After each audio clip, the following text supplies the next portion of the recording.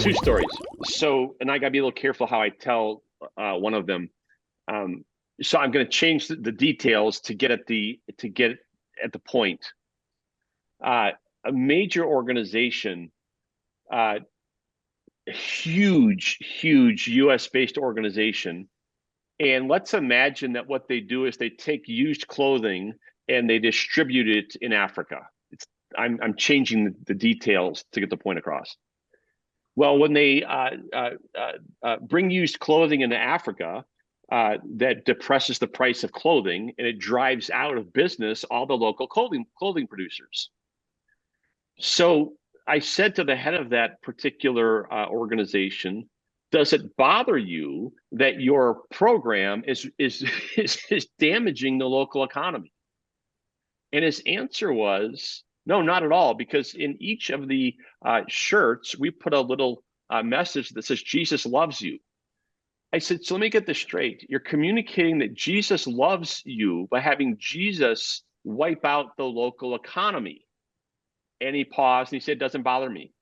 That's a theological issue. It goes back to the first question you asked me at the start of this podcast. Why did Jesus come to earth? Jesus' kingdom is not just about getting souls beamed up into heaven to float around like ghosts. Jesus' kingdom is about the renewal of all of creation.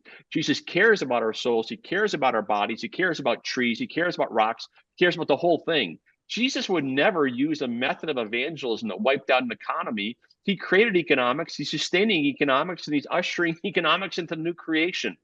And so our theology frames our practice. This brother's theology was basically a get the soul beamed up out of here theology. Let me give you another example. By the way, and that's a huge organization. I know of a brother who worked for a Christian relief and development agency in the Dominican Republic.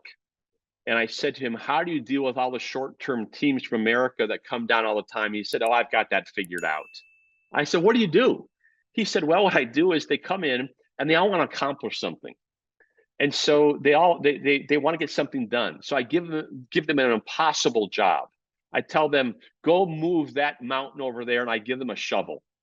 And after about 3 hours, the Americans are exhausted and they realize they're never going to accomplish the task. I said, what happens then? He said, well, they just collapse in exhaustion and they just say, can we just hang out? And that's what we actually want them to do, is just hang out with us all week. And so basically I grind them into submission and they hang out with me and the locals all week. That's what we want. We want relationship. But he said, I have to, a relational understanding of what a human being is different from a material understanding. We're coming out of a material framework. It's the wrong understanding what a human being is.